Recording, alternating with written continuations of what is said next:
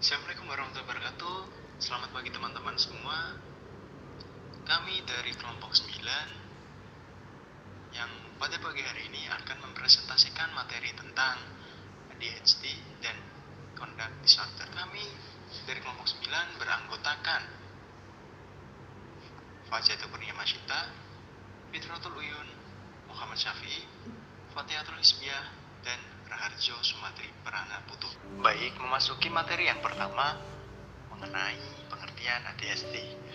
ADHD adalah istilah populer kependekan dari Attention Deficit Hyperactivity Disorder. Kita akan satu persatu terlebih dahulu, yaitu attention, yaitu artinya perhatian, deficit artinya berkurang, hyperactivity artinya hiperaktif, dan disorder artinya gangguan. ADHD sendiri dalam bahasa Indonesia disebut dengan gangguan pemusatan perhatian dan hiperaktif, merupakan istilah yang digunakan untuk menyatakan suatu gangguan perkembangan mental yang memiliki gejala utama sulit untuk memusatkan perhatian dan hiperaktivitas. Gangguan pemusatan perhatian ialah suatu sindrom yang timbul pada anak dengan pola gejala restless atau tidak bisa diam, tidak dapat memusatkan perhatian, semaunya sendiri, dan perilaku penghambat atau destruktif yang dapat menyebabkan ketidakseimbangan sebagian besar aktivitas hidup mereka, yang secara umum dapat mengganggu proses belajar di sekolah dan berprestasi akademiknya. ADHD memiliki ciri-ciri, yaitu yang pertama mengalami pola gangguan pemusatan perhatian dan hiperaktif, impulsif secara berkesinambungan yang mempengaruhi perkembangan seseorang. Hal ini dapat mengakibatkan masalah dalam kehidupan sehari-hari seperti tidak dapat mengendalikan diri sehingga cenderung untuk terus bergerak, yang membuat seseorang tersebut sulit melakukan kegiatan dengan tenang. Penyebab seseorang terkena ADHD sampai saat ini belum diketahui secara pasti. Tapi menurut teori lama, penyebab seseorang mengalami ADHD antara lain karena keracunan, komplikasi pada saat melahirkan, mempunyai alergi gula dan beberapa jenis makanan, serta kerusakan pada otak. Selain itu, dari beberapa penelitian, gen pun merupakan salah satu faktor yang berperan besar. Baik, selanjutnya yaitu jenis-jenis ADHD. Di sini terbagi menjadi 3 jenis, yaitu inattention, hyperactivity, dan impulsivity. Mari kita kaji satu persatu terlebih dahulu, yaitu yang pertama, inattention atau kurang perhatian. Kurang perhatian adalah gejala yang dapat diamati dalam bidang akademik atau ketika sedang bersosialisasi. Penderita sendiri seperti tidak mendengarkan ketika seseorang berbicara padanya, hasil pekerjaan berantakan, tidak memperhatikan detail dan petunjuk tertentu, berpindah dari suatu tugas ke tugas lain meskipun belum selesai sepenuhnya, atau merupakan sesuatu yang baru didengar. Pada gejala inattention, anak sering mengalami kesulitan dalam memusatkan perhatian, atau bisa dikatakan tidak fokus. Adanya stimulus secara spontan dari indera masing-masing sangat mempengaruhi konsentrasi mereka. Daya tahan konsentrasi mereka sangatlah terbatas sehingga menghambat proses information retrieving dari luar. Kemudian yang kedua ada hyperactivity, yaitu sikap hiperaktif. Sikap hiperaktif biasanya terlihat ketika penderita ADHD sulit untuk bergerak. Misalkan duduk atau ketika berbaris ketika upacara, berlari atau memanjat perabotan rumah ketika seharusnya tidak dilakukannya. Sikap hiperaktif pada penderita ADHD usia dini sulit dibedakan dengan sikap aktif pada anak normal, karena wajar bagi seorang anak-anak untuk banyak bermain dan berlari. Pada gejala hiperaktivitas, anak mengalami aktivitas berupa gerakan motorik yang berlebih di atas rata-rata aktivitas motorik anak normal sesuai usianya. Mereka terlalu banyak bergerak serasa tanpa lelah dan tujuan yang jelas, bahkan sangat sulit untuk ditenangkan. Yang ketiga yaitu impulsivity atau sikap impulsif. Sikap impulsif biasanya dikaitkan dengan ketidaksabaran. Penderita sulit menunda suatu respon, misalnya menjawab suatu pertanyaan yang belum selesai ditanyakan, sulit untuk menunggu giliran, menyela pembicaraan seseorang, memegang barang milik orang lain, atau mengganggu seseorang.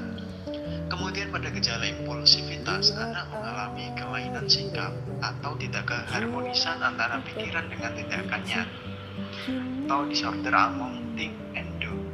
Faktor sensi atau perasaan begitu mendominasi sehingga mereka sangat cepat merespon. Anak juga mengalami hambatan dalam menentukan skala prioritas ketika sedang beraktivitas. Kondisi demikian sangatlah mengganggu kepribadian dan lingkungan si anak tersebut. Pembahasan selanjutnya yaitu karakteristik ADHD. Menurut DSM-4 dalam Baihaqi dan Sugiarman 2006, kriteria ADHD adalah sebagai berikut. Yang pertama, kurang perhatian. Pada kriteria ini, penderita ADHD paling sedikit mengalami 6 atau lebih dari gejala-gejala berikutnya dan berlangsung selama paling sedikit 6 bulan sampai suatu tingkatan yang maladaptif dan tidak konsisten dengan tingkat perkembangan.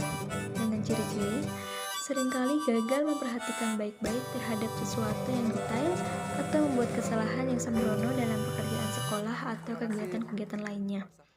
Seringkali mengalami kesulitan dalam memusatkan perhatian terhadap tugas-tugas atau kegiatan bermain. Seringkali tidak mendengarkan jika diajak bicara secara langsung. Seringkali tidak mengikuti baik-baik instruksi dan gagal dalam menyelesaikan pekerjaan sekolah, pekerjaan atau tugas di tempat kerja.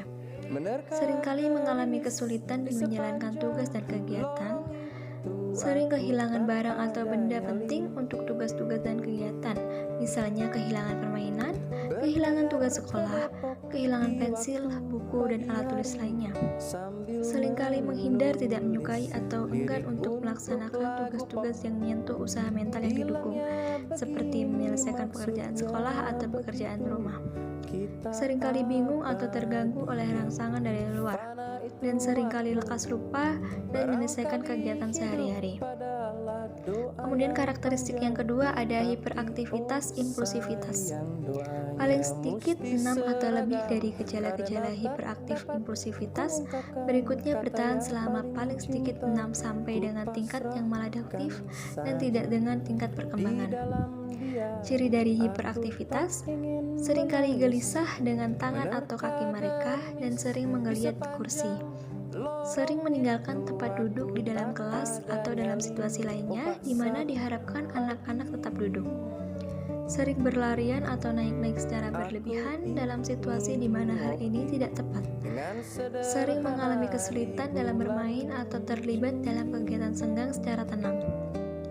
Sering bergerak atau bertindak seolah-olah dikendalikan oleh motor dan sering berbicara berlebihan. Kemudian ciri dari impulsivitas. Mereka sering memberi jawaban sebelum pertanyaan selesai. Mereka sering mengalami kesulitan menanti giliran. Mereka sering menginterupsi atau mengganggu orang lain, misalnya memotong pembicaraan atau permainan. Nah, beberapa gejala hiperaktif impulsivitas atau kurang perhatian yang menyebabkan gangguan muncul sebelum anak berusia 7 tahun. Ada suatu gangguan di 2 atau lebih setting atau situasi. Harus ada gangguan yang secara klinis signifikan di dalam fungsi sosial, akademik, atau pekerjaan. Gejala-gejala ini tidak terjadi selama berlakunya PDD, skizofrenia, atau gangguan psikotik lainnya, dan tidak dijelaskan dengan lebih baik atau gangguan mental lainnya. Kemudian ada pengertian conduct disorder. Conduct disorder adalah pola perilaku yang menetap dan berulang, ditunjukkan dengan perilaku yang tidak sesuai dengan nilai kebenaran yang dianut oleh masyarakat atau tidak sesuai dengan norma sosial untuk rata-rata seusianya. Namun, definisi ini tidak secara gamblang dimaknai demikian karena ada kriteria spesifik yang membuat seseorang bisa dikatakan mengalami conduct disorder. Dalam DSM-4, dikatakan kembali bahwa seseorang baru dapat dikatakan memenuhi kriteria ini jika ia menunjukkan 3 gejala spesifik selama sekurang-kurangnya 12 bulan dan paling tidak 1 gejala muncul selama lebih dari 6 bulan terakhir. Gejala tersebut adalah agresi terhadap orang atau binatang, merusak barang-barang, suka berbohong, atau mencuri dan melanggar aturan. Gejala-gejala conduct disorder. Secara lebih rinci lagi, dikatakan oleh Kearney tahun 2003 bahwa gejala-gejala remaja yang mengalami conduct disorder adalah sebagai berikut. Yang pertama, suka melakukan intimidasi pada orang lain. Yang kedua, suka berkelahi menggunakan senjata. Yang ketiga, melakukan kekerasan seksual. Keempat, merusak barang milik diri sendiri dan orang lain. Kelima, menyulut pertengkaran. Kemudian yang keenam, suka berbohong. Yang ketujuh, suka bolos dari sekolah. Dan yang terakhir, mencuri dan melakukan kekerasan fisik pada orang lain atau hewan. Selanjutnya masuk pada pembahasan karakteristik conduct disorder. Simptom gangguan emosi dan perilaku biasanya dibagi menjadi dua macam, yaitu externalizing behavior dan internalizing behavior. Externalizing behavior memiliki dampak secara langsung ataupun tidak langsung terhadap orang lain. Sebagai contoh yaitu perilaku agresif, membangkang, tidak patuh, berbohong, mencuri, dan kurangnya kendali diri. Sedangkan internalizing behavior mempengaruhi siswa dengan berbagai macam gangguan seperti kecemasan, depresi, menarik diri dari interaksi sosial, gangguan makan, dan kecenderungan untuk bunuh diri. Kedua tipe tersebut memiliki pengaruh yang sama buruknya terhadap kegagalan dalam belajar di sekolah. Untuk lebih lanjutnya, Hallahan dan Kaufman pada tahun 1988 menjelaskan tentang karakteristik anak yang mengalami conduct disorder. Yang pertama ada intelijensi dan prestasi belajar. Beberapa ahli menemukan bahwa anak-anak dengan gangguan ini memiliki intelijensi di bawah normal, sekitar 90, dan beberapa di atas berat normal. Yang kedua yaitu karakteristik sosial dan emosi, seperti agresif, acting out behavior, yaitu externalizing. Conduct disorder atau gangguan perilaku merupakan permasalahan yang paling sering ditunjukkan oleh anak dengan gangguan emosi atau perilaku. Perilaku-perilaku tersebut seperti memukul, berkelahi, berteriak, menangis, merusak, yang apabila terjadi dengan frekuensi tinggi maka anak dapat dikatakan mengalami gangguan. Anak normal lain mungkin juga melakukan perilaku-perilaku tersebut, tetapi tidak secara impulsif dan sesering anak dengan gangguan conduct disorder. Dan yang ketiga ada immature withdrawal behavior yang termasuk dalam internalizing. Anak dengan gangguan ini menunjukkan perilaku imatur, yaitu tidak matang atau kekanak-kanakan, dan menarik diri dari interaksi sosial. Mereka mengalami keterasingan sosial dan hanya mempunyai beberapa orang teman, jarang bermain dengan anak seusianya, dan kurang memiliki keterampilan sosial yang dibutuhkan untuk bersenang-senang. Beberapa di antara mereka mengasingkan diri untuk berhayal atau melamun, merasakan ketakutan yang melampaui keadaan sebenarnya, mengeluhkan rasa sakit yang sedikit, dan membiarkannya. Mereka terlibat dalam aktivitas normal. Ada di antara mereka mengalami regresi, yaitu kembali pada tahap-tahap awal perkembangan dan selalu meminta bantuan dan perhatian. Dan beberapa di antara mereka menjadi tertekan atau depresi tanpa alasan yang jelas. Hayward dan Orlansky pada tahun 1996 mengatakan bahwa seseorang dikatakan mengalami gangguan perilaku apabila memiliki satu atau lebih dari 5 karakteristik berikut dalam kurun waktu yang lama. Yang pertama yaitu adanya ketidakmampuan untuk belajar yang bukan disebabkan oleh faktor intelektualitas, alat indera maupun kesehatan. Yang kedua, adanya ketidakmampuan untuk membangun atau memelihara kepuasan dalam menjalin hubungan dengan teman sebaya dan pendidik. Yang ketiga, tipe perilaku yang tidak sesuai atau perasaan yang dibawa keadaan normal. Yang keempat, mudah terbawa suasana atau emosi labil, tidak bahagia, atau depresi. Yang kelima, kecenderungan untuk mengembangkan simptom-simptom fisik atau ketakutan-ketakutan yang diasosiasikan dengan permasalahan-permasalahan pribadi atau sekolah. Selanjutnya, masuk pada materi penyebab conduct disorder. Seperti kebanyakan kasus-kasus gangguan perilaku lainnya, penyebab conduct disorder sangat kompleks dan saling berkaitan. Memang banyak variabel-variabel psikologis dan biologis yang telah dihubungkan dengan gangguan ini, meskipun variabel-variabel ini cukup sulit untuk dirinci. Pada banyak kasus misalnya terdapat kaitan antara interaksi genetik atau faktor neurologis dengan lingkungan keluarga yang disfungsional. Untuk lebih jelasnya, berikut akan dipaparkan secara lebih terperinci faktor-faktor yang mempengaruhi conduct disorder. Yang pertama yaitu karakteristik kepribadian. Remaja yang menderita conduct disorder pada masa kecilnya seringkali mengalami gangguan dalam hubungan sosial yang disebabkan oleh banyak faktor. Studi ini menunjukkan bahwa conduct disorder mulai tampak pada usia 10 tahun, lalu penderitanya berlanjut mengalami gangguan-gangguan psikiatrik lain pada masa dewasa. Dan yang kedua ada temperamen dan karakteristik. Conley pada tahun 1995 mengatakan bahwa temperamen merupakan salah satu resiko awal untuk terjadinya conduct disorder. Anak yang mengalami conduct disorder memiliki temperamen yang keras yang disebabkan oleh faktor genetik. Temperamen didefinisikan sebagai perbedaan-perbedaan individual yang menetap dalam kualitas dan intensitas reaksi emosional, tingkat aktivitas, dan perhatian serta pengaturan emosional. Hal ini mau tidak mau harus dihadapi oleh orang tua dan pengasuh. Jika orang tua dan pengasuh tidak siap menghadapinya, ini dapat menjadi faktor risiko yang mengganggu fase awal perkembangan. Kelekatan merupakan tonggak yang pokok dalam perkembangan. Jika tonggak ini terusik atau terganggu, maka jalur perkembangan si anak juga terganggu, dan kedepannya akan menimbulkan perkembangan karakter dengan pola pemikiran, perasaan, dan kepercayaan yang negatif. Yang ketiga ada fungsi kognitif. Hubungan antara fungsi kognitif dengan conduct disorder merupakan sesuatu yang kompleks. Fungsi kognitif merupakan proses berpikir seseorang atau pola atau cara berpikirnya. Fungsi kognitif berhubungan dengan tingkat intelijensi seseorang yang dipengaruhi oleh genetik dan lingkungan. Hal ini menimbulkan perdebatan antara pendapat mengenai pengaruh genetik dengan pola asuh atau lingkungannya.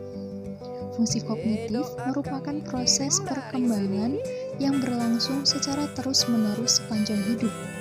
Banyak psikolog atau ahli psikologi sependapat bahwa pada masa anak-anak dan remaja terdapat masa-masa di mana proses perkembangan melalui tahap yang kritis atau tahapan yang kritis.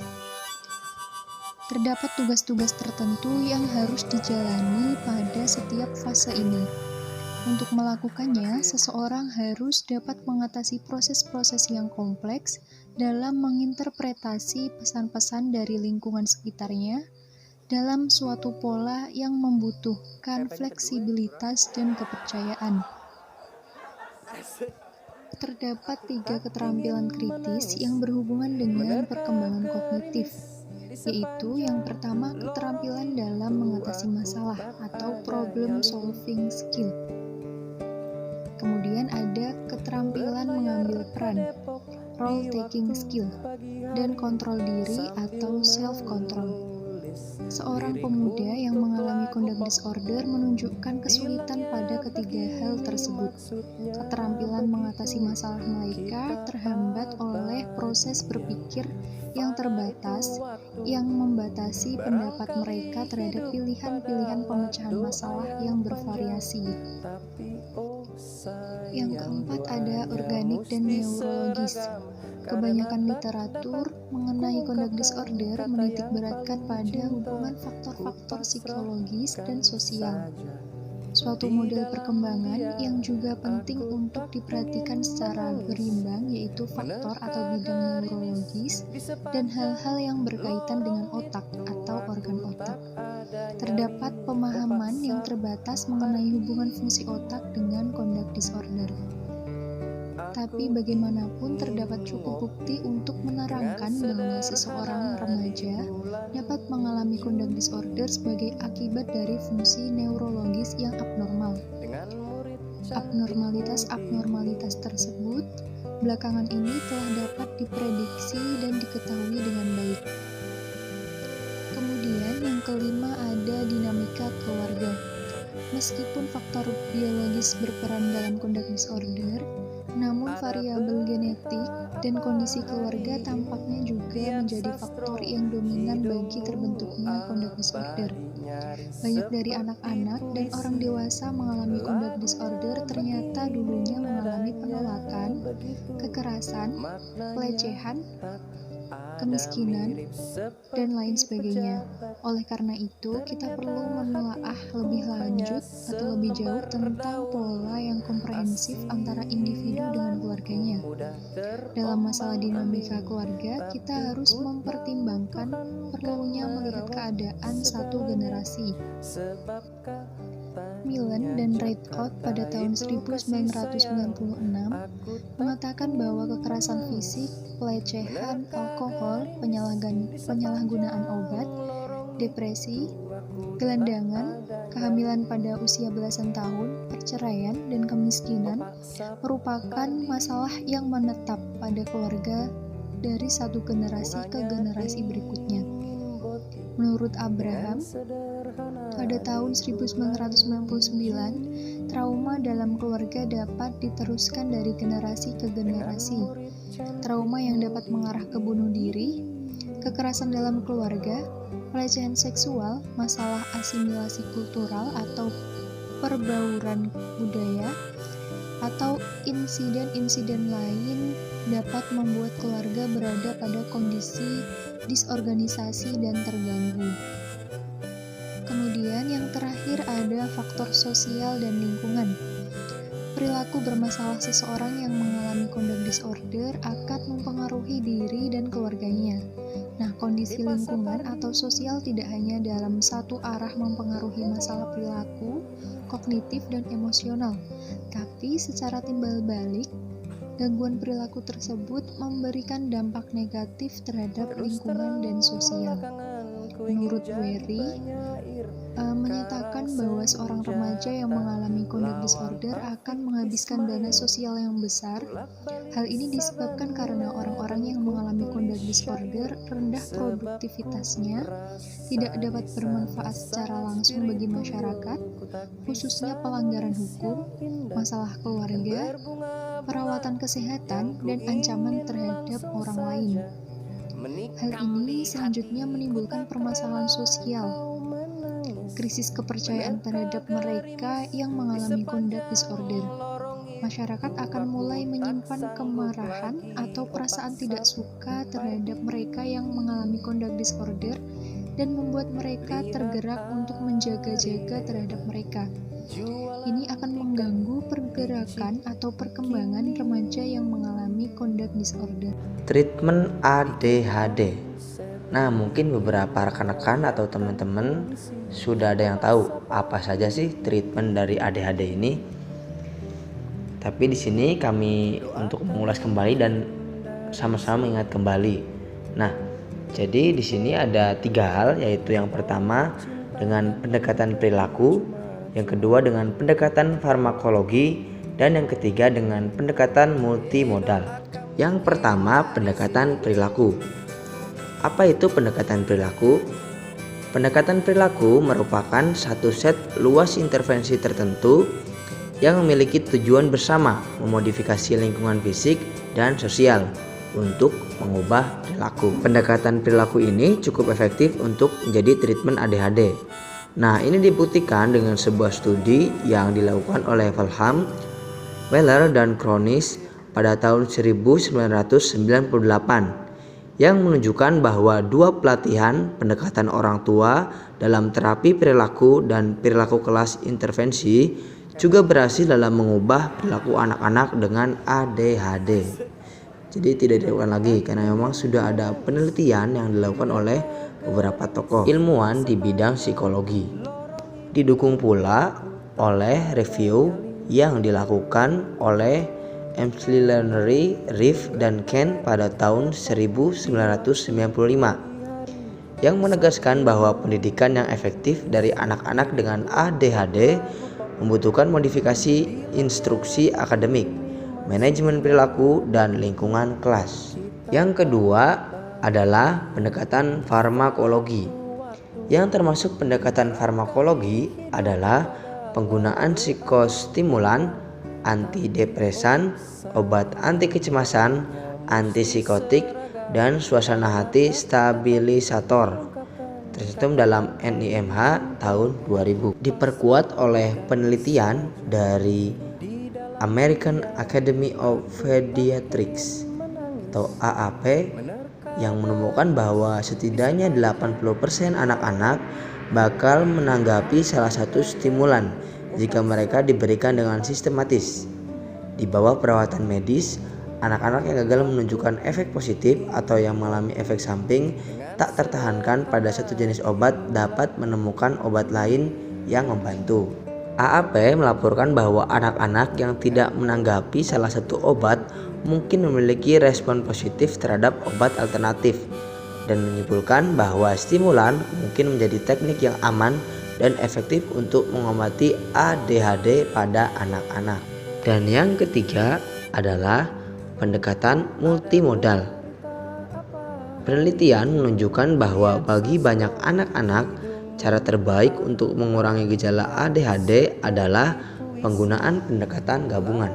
Ini dibuktikan dengan penguatan dari salah satu studi terbaru yang dilakukan oleh NIMH, yaitu pengobatan studi multimodal anak-anak dengan ADHD atau MTA, yang merupakan studi terpanjang dan paling menyeluruh dari efek intervensi ADHD. Studi ini diikuti oleh 579 anak-anak antara usia 7 dan 10 di 6 lokasi nasional dan di Kanada. Para peneliti membandingkan efek dari 4 intervensi. Yang pertama, obat yang diberikan oleh para peneliti. Yang kedua, intervensi perilaku. Yang ketiga, kombinasi obat-obatan dan intervensi perilaku. Dan yang keempat, tidak ada intervensi perawatan masyarakat. Hasilnya adalah dari intervensi multimodal itu membuat anak-anak kondisinya semakin membaik, baik itu aspek prestasi akademik, interaksi orang tua anak, perilaku yang berkaitan dengan sekolah, dan dapat mengurangi kecemasan anak serta perilaku oposisi. Selanjutnya itu ada treatment conduct disorder. Nah, treatment ini biasanya didasarkan pada banyak faktor, termasuk itu ada usia anak, tingkat keparahan gejala, serta kemampuan anak untuk berpartisipasi dan mentolerir terapi tertentu. Nah, perawatan ini biasanya terdiri dari beberapa kombinasi, seperti psikoterapi, terapi keluarga, maupun pengobatan. Nah, untuk terapi conduct disorder ini itu ada pelatihan skill penggerak kognitif. Karakteristik untuk PST ini itu terdiri dari mengembangkan keterampilan pemecahan masalah kognitif interpersonal. Meskipun PST ini memiliki banyak variasi, tetapi telah diterapkan untuk melakukan masalah anak-anak. Beberapa karakteristik ini biasanya dibagikan.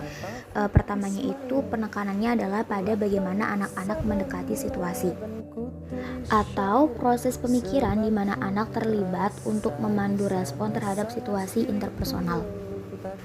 Anak-anak ini akan diajar untuk terlibat dalam pendekatan langkah demi langkah untuk memecahkan masalah interpersonal. Mereka membuat pernyataan untuk diri mereka sendiri yang memperhatikan aspek-aspek tertentu dari masalah atau tugas yang mengarah pada solusi yang efektif. Dan yang kedua ada perilaku yang dipilih untuk situasi interpersonal, seperti perilaku prososial yang dipupuk sebagai bagian dari proses pemecahan masalah. Kemudian yang ketiga itu ada perawatan menggunakan tugas terstruktur yang melibatkan permainan, kegiatan akademik, dan cerita. Selama perawatan tersebut, keterampilan pemecahan masalah kognitif akan semakin diterapkan pada situasi kehidupan nyata. Dan yang terakhir itu ada terapis biasanya memainkan peran aktif dalam perawatan. Mereka itu akan memodelkan proses kognitif dengan membuat pernyataan diri verbal, menerapkan urutan pernyataan untuk masalah tertentu, memberikan isyarat untuk segera menggunakan keterampilan, dan memberikan umpan balik dan pujian untuk mengembangkan penggunaan keterampilan yang benar. Lalu terapi selanjutnya itu ada pelatihan manajemen orang tua atau PMT. Nah, PMT ini itu mengacu pada prosedur di mana orang tua dilatih untuk mengubah perilaku anak mereka di rumah. Karakteristik perawatan dari PMT ini itu yang pertama itu ada perawatan dilakukan terutama dengan orang tua yang menerapkan beberapa prosedur di rumah. Orang tua ini akan bertemu dengan seorang terapis yang mengajarkan mereka untuk menggunakan prosedur khusus untuk mengubah interaksi dengan anak mereka untuk mempromosikan perilaku prososial dan mengurangi perilaku menyimpang. Jadi dalam sesi ini itu akan membantu melatih orang tua dan anak cara berinteraksi dan terutama untuk menunjukkan orang tua dengan tepat cara menyampaikan petunjuk dan konsekuensi. Kemudian yang kedua, orang tua dilatih untuk mengidentifikasi, mendefinisikan, dan mengamati perilaku masalah dengan cara yang baru. Lalu yang ketiga, sesi perawatan ini akan mencakup prinsip-prinsip pembelajaran sosial dan prosedur yang mengikuti dari mereka termasuk dari penguatan positif, misalnya itu seperti penggunaan pujian sosial dan token ataupun poin untuk perilaku prososial ataupun bisa diberikan sebuah reward ataupun bintang. Lalu apabila tidak sesuai, maka bisa diberikan hukuman ringan seperti misalnya itu penggunaan waktu dari penguatan ataupun kehilangan waktu. Kemudian karakteristik yang keempat ini ada sesi memberikan peluang bagi orang tua untuk melihat bagaimana teknik dilaksanakan ataupun untuk berlatih menggunakan teknologi dan untuk meninjau program perubahan perilaku di rumah. Tujuan langsung dari program ini itu yaitu untuk mengembangkan keterampilan khusus pada orang tua. Selanjutnya itu ada terapi keluarga fungsional atau FFT. Nah, FFD ini itu mencerminkan pendekatan integratif untuk perawatan yang mengandalkan sistem pandangan perilaku dan kognitif disfungsi. Masalah klinis ini akan dikonseptualisasikan dari sudut pandang fungsi yang mereka layani dalam keluarga sebagai suatu sistem serta untuk anggota keluarga individu. Tujuan dari pengobatan ini itu adalah untuk mengubah pola interaksi dan komunikasi sedemikian rupa untuk mendorong fungsi yang lebih adaptif. Perawatan ini juga didasarkan pada teori pembelajaran dan berfokus pada kerangsangan dan respon khusus yang dapat digunakan untuk menghasilkan perubahan. Terapi selanjutnya itu ada terapi multisistem atau MST. Nah, MST ini itu adalah sebuah pendekatan yang berbasis sistem keluarga untuk pengobatan. Prosedur pengobatan digunakan berdasarkan sesuai kebutuhan yang diarahkan untuk mengatasi masalah individu, keluarga, dan sistem yang dapat berkontribusi pada perilaku bermasalah. Tampilan konseptual dengan fokus pada beberapa sistem dan dampaknya pada individu ini akan berfungsi sebagai dasar untuk memilih beberapa prosedur perawatan yang sangat berbeda. Karakteristik dari perawatan MST ini itu adalah pendekatan yang berbasis keluarga. Nah, beberapa teknik terapi keluarga ini akan digunakan untuk mengidentifikasi masalah, meningkatkan komunikasi, membangun kohesi, dan mengubah cara anggota keluarga berinteraksi. Tujuan dari pengobatan ini itu membantu orang tua mengembangkan perilaku remaja untuk mengatasi kesulitan perkawinan yang menghambat kemampuan orang tua untuk berfungsi sebagai orang tua, ataupun untuk menghilangkan interaksi negatif antara orang tua dan remaja, dan untuk mengembangkan atau membangun kohesi dan kehangatan emosional di antara anggota keluarga. MST ini mengacu pada banyak teknik lain yang diperlukan untuk mengatasi masalah pada tingkat individu, keluarga, ataupun seseorang. Sebagai contoh utama itu seperti PST, PMT, dan terapi perkawinan yang digunakan dalam pengobatan untuk mengubah responisasi remaja, interaksi orang tua anak di rumah, dan komunikasi pernikahan masing-masing. Fokus perawatan pada terapi MST ini itu adalah pada sistem yang saling terkait dan bagaimana mereka saling mempengaruhi. Jadi domain dapat diatasi dalam perawatan karena mereka meningkatkan masalah untuk satu atau lebih sistem dan mempengaruhi bagaimana anak berfungsi. Contohnya itu seperti konflik perkawinan ataupun praktik disiplin pada anak. Sekian presentasi dari kelompok kami, kelompok 9. Kurang lebihnya mohon maaf. Saya tutup. Wassalamualaikum warahmatullahi wabarakatuh.